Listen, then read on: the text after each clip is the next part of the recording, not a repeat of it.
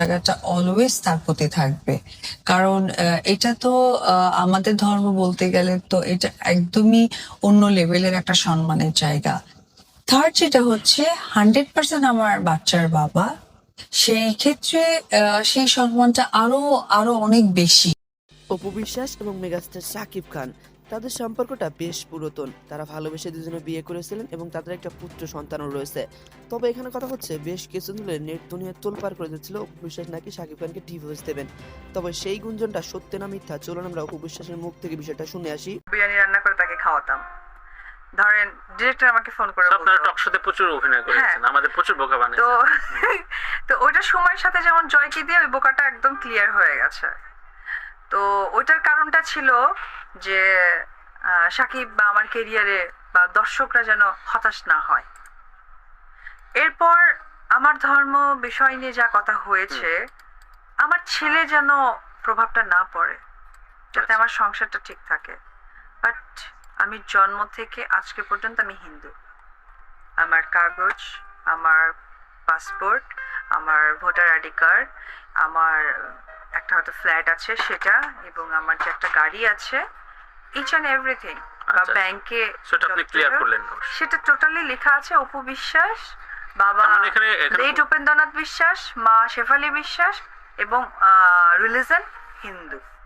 আচ্ছা আচ্ছা। হ্যাঁ, এখন আসেন জয়ের ব্যাপারটা। জয়ের পাসপোর্টে লেখা আছে আবরাম খান জয়, মা অপু বিশ্বাস, বাবা শাকিব খান, রিলিজন মুসলিম। এটা আমি ক্লিয়ার করলাম। যেমন Fine. একটা সত্যি প্রকাশ করেছি যে আমরা শুধু প্রেমিক প্রেমিকাই না, আমরা বাচ্চার বাবা মা। তো আমার ছেলের কারণে আমার ধর্ম, হ্যাঁ আমি নামাজ পড়েছি, এটা একদম সত্যি কথা, আমি রোজা করেছি, এটা সত্যি কথা, কিন্তু মুসলিম ধর্মের যা যা করণীয় বা যেটা করা উচিত, যেমন কুরবানির সাথে নিজেকে যুক্ত করে গরুর মাংস খাওয়া বা হজে যাওয়া, কারণ আমি তো মনে প্রাণে হিন্দু ছিলাম। পাবলিকের সামনে এসে আমি এই জাগতেও বলেছি, এবং ম্যাক্সিমাম ইউটিউবে এখন ওইটা শুধুমাত্র যেমন ওটা ক্যারিয়ারের জন্য বিয়েটাকে স্টপ রেখেছিলাম। যদিও আমি অনেক বিশাল বড় একটা কথা বলেছি ধর্ম নিয়ে, এই ধর্মর সাথে লুকানো ছিল আমার সন্তান। কিন্তু আজকের ডেটে আমার মনে হচ্ছে আমি যদি কালকে মারা যাই, আপনারা আমাকে দাহন না দাহ করবেন, সেই ভয় সংশয় থেকে আজকে এই সত্যটা বলে দিয়েছি যে আমাকে দাহ করা হবে, না দাহন। সর্বশেষ মানে মনে পড়ে হাসি শুরু করছে। আমরা যখন প্রথম বের হওয়ার পর আমি আর জয় ইয়েতে গেলাম, প্রথম আলোর একটা ইয়ে ছিল, ফটোশুট ছিল, আমি জয় সাকিব আমরা একটা প্রচুর একদম সাংসারিক অভিনয় করছিলেন। হ্যাঁ গেলাম। তো ওইখানে যাওয়ার পর শুনলাম ওর একটা মহরত আছে রংবাজারে। তো মহরতের আগে নাকি নায়িকা অজ্ঞান হয়ে পড়ে গেছিল, তখনই ওনার টেটে নিয়ে গেছিল।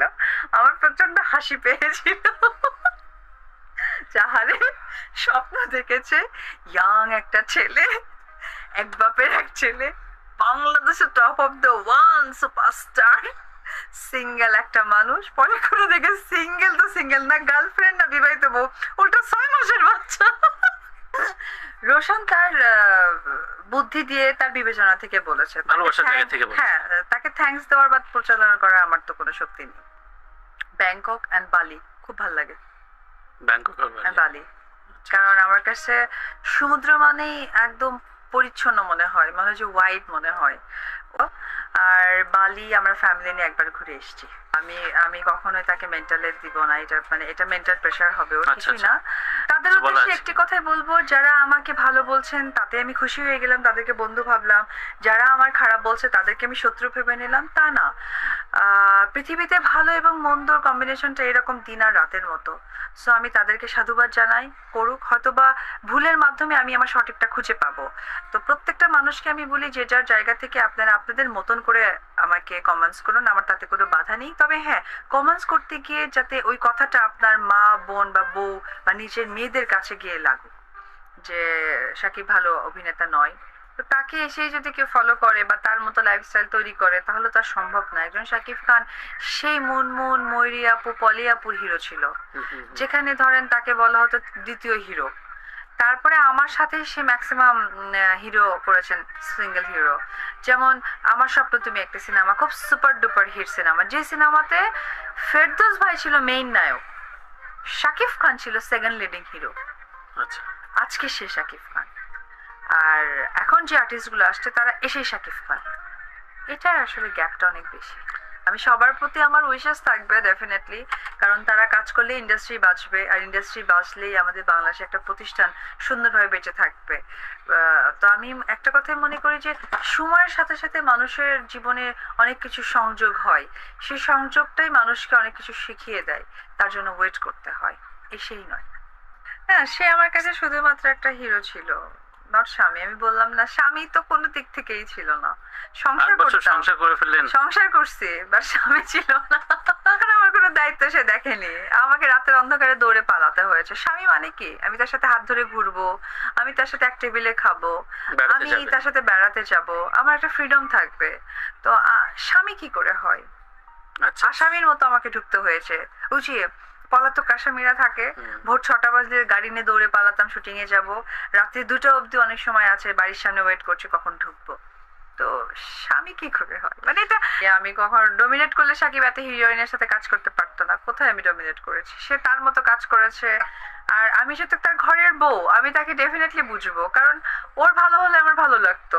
এখন একটা হিরোইনের সাথে যদি সব সিনেমা করে এবং দর্শকের ফিডব্যাক যদি ব্যাড আসে, তাহলে একটা মনোটোনাস হয়ে যাবে না? তো এটা আমি একজন ওয়াইফ তো যেতে পারি না। একজন ওয়াইফ তো তার হাজবেন্ডের ভালোই চাই, সে শত্রু হলো ওয়াইফ, ল্যাংড়া হলো ওয়াইফ, খোড়া হলো ওয়াইফ, প্রতিবন্ধী হলো। প্রতিবন্ধী হলো ওয়াইফ। তো আমি তো তার নিশ্চয়ই গার্লফ্রেন্ড ছিলাম না, বা তার কাছে রাখার মতো মানুষ তো ছিলাম না। আমি ডেফিনেটলি আমি নিজে থেকে বলতাম যে তোমার এখন চেঞ্জ করা দরকার, তুমি ও, অন্য আপনি হিরোর সাথে। বলতেন? হ্যাঁ, সে করতো।